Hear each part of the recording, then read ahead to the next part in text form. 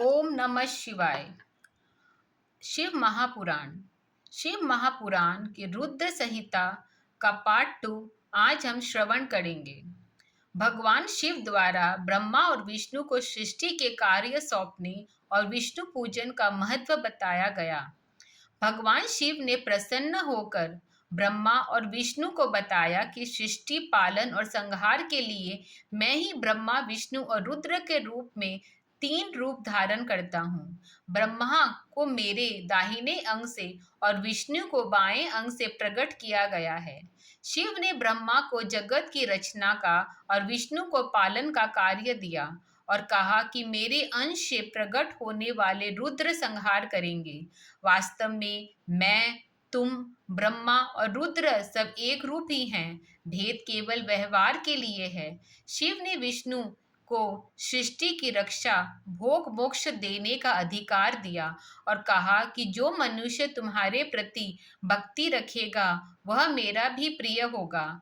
अतः मैं शिव ने लिंग पूजन की विधि, दतुवन स्नान के नियम और पूजन सामग्री के साथ विधि पूर्वक शिव आराधना का विधान बताया, जिससे दरिद्रता, रोग, दुख दूर होते हैं और मुक्ति मिलती है।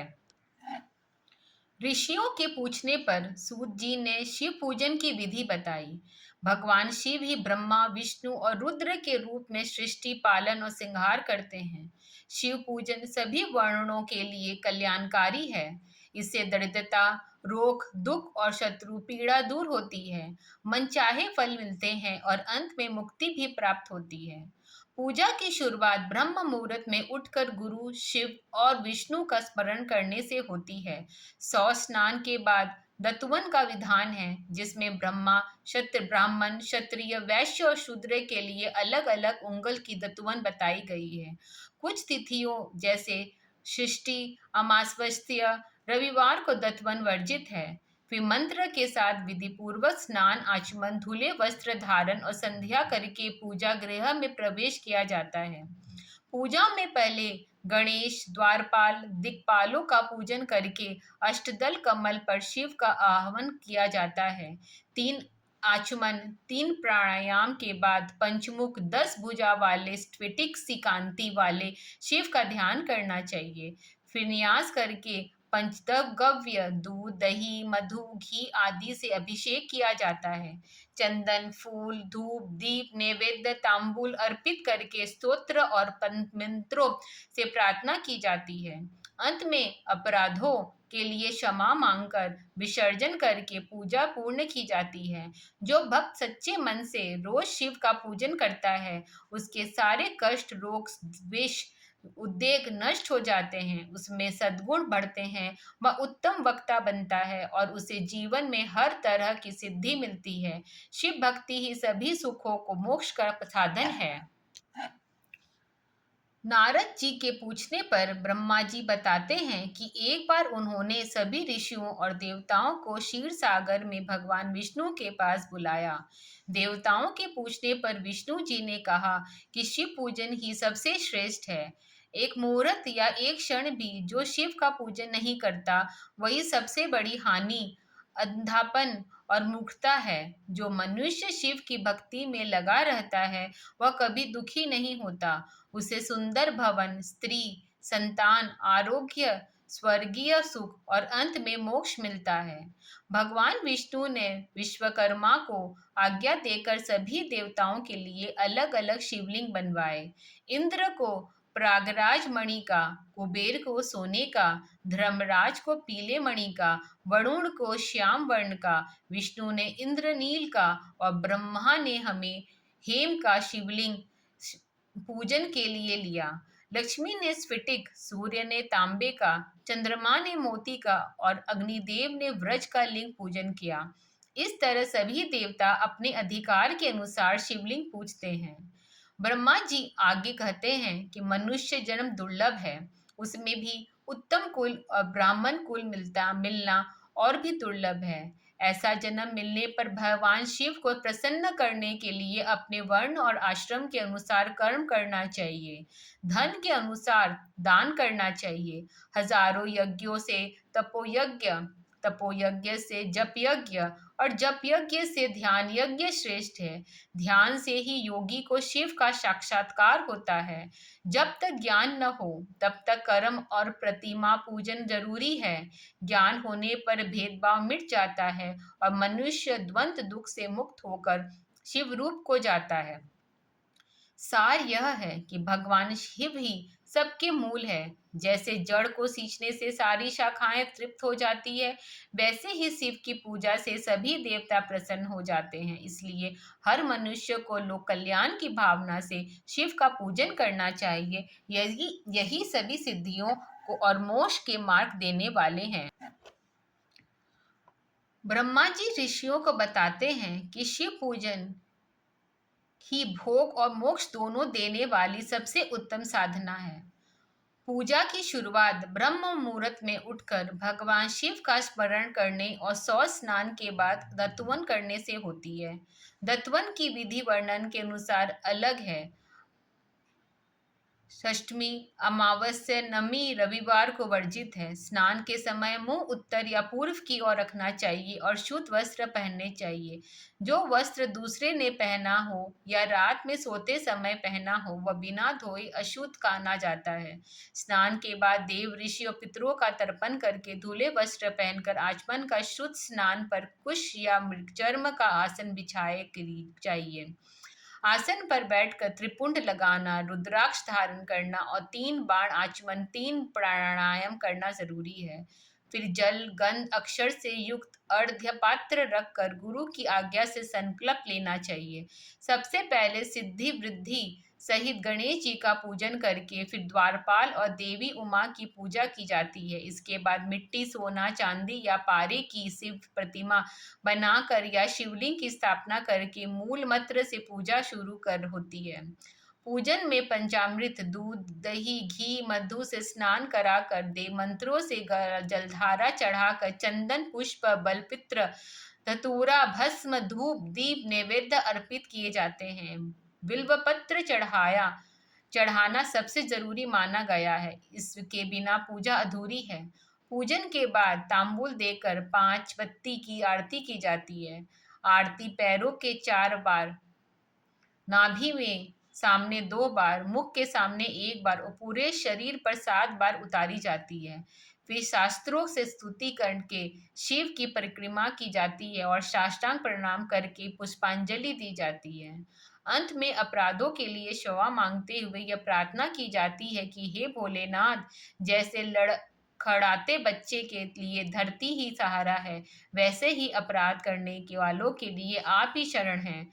इसके बाद मंत्र के साथ शिव का विसर्जन करके जल के हृदय और मस्तक पर लगाया जाता है। इस विधि से किया गया शिव पूजन समस्त मनोकामनाएं पूर्ण करता है और अंत में मोक्ष देने वाला है। जो मनुष्य सच्चे मन से शिव का पूजन करता है उसके सभी रोग, दरिद्रता, दुख और शत्रु बाधा दूर हो जाते हैं। शिव पूजन से बुद्धि शुद्ध होती है, मनोवांछित फल मिलते हैं और अंत में मोक्ष की प्राप्ति होती है। यदि कोई नपुंसकता से पीड़ित हो तो वह घी के शिव की पूजा और ब्राह्मण भोजन कराने से वह दोष दूर हो जाता है। यदि बुद्धि जड़ हो जाए तो शर्करा मिश्रित दूध की धारा चढ़ाने से बृहस्पति के समान बुद्धि मिलती है। जब तक 10,000 मंत्रों का जप पूरा न हो तब तक दूध की धारा से शिव पूजन करने रहना चाहिए। घर में कलह, मन की उचाट, दुख बढ़ने पर दूध की धारा चढ़ाने से शांति मिलती है। सुगंधित तेल की धारा से भोगों की वृद्धि होती है और मधु से पूजन करने पर राज्यक्षमा रोग दूर होता है। ईख के रस की धारा चढ़ाने से संपूर्ण आनंद मिलता है। गंगा जल की धारा सबसे श्रेष्ठ मानी गई है, जो भोग और मोक्ष दोनों देने वाली है। इन सभी धाराओं को मृत्युंजय मंत्र के साथ 10,000 बार चढ़ाया चाहिए और 11 ब्राह्मणों को भोजन कराना चाहिए। शिव ही सबसे मूल है और जड़ को सींचने से जैसे सारी शाखाएं तृप्त हो जाती है, वैसे ही शिव की पूजा से सभी देवता प्रसन्न हो जाते हैं।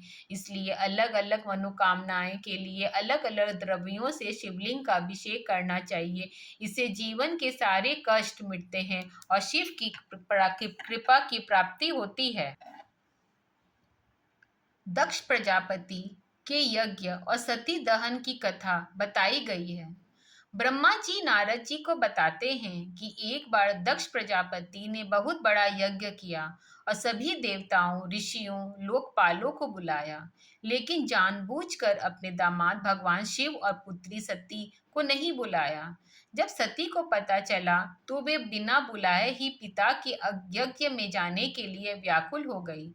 शिव जी ने मना किया कि बिना निमंत्रण जाना ठीक नहीं, वह अपमान ही होगा। पर सती नहीं मानी और शिव से आज्ञा लेकर अपने गणों के साथ दक्ष के यज्ञ में पहुंच गई।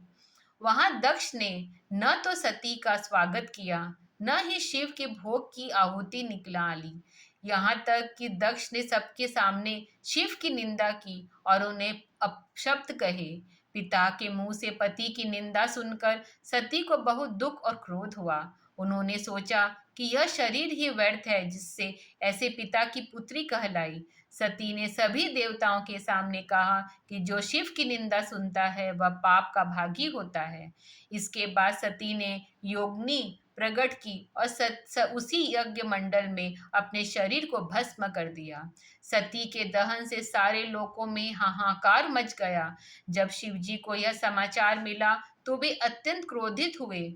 उनके क्रोध से वीरभद्र प्रकट हुए, जिन्होंने दक्ष के यज्ञ को नष्ट कर दिया और दक्ष का सिर काट काट दिया। इस कथा का सार यह है कि भगवान शिव का अपमान करने का फल बहुत भयंकर होता है। सती ने प्रतिव्रत धर्म निभाते हुए पति की निंदा सुनने से मृत्यु को बेहतर समझा। शिव भक्ति की और पति के प्रति निष्ठा ही इस प्रसंग का मुख्य संदेश है। अब आगे ब्रह्मा जी नारद मुनि को सृष्टि की उत्पत्ति और वंश परंपरा सुना रहे हैं। ब्रह्मा जी ने सबसे पहले पंच महाभूतों आकाश, वायु, अग्नि, जल और पृथ्वी को मिलाकर पर्वत, समुद्र, वृक्ष आदि की रचना की। काल का विभाग बनाया, लेकिन फिर भी संतोष नहीं हुआ। तब भगवान शिव का ध्यान करके शिव की प्रेरणा से उन्होंने अपने शरीर को दो भागों में बांट दिया। आधे भाग से स्त्री और आधे भाग से पुरुष प्रकट हुए। पुरुष स्वयं भनु मनु कहलाए और स्त्री शत्रुपा। मनु ने शत्रुपा से विवाह करके मैथुनी सृष्टि शुरू की, जिससे मानव वंश चला।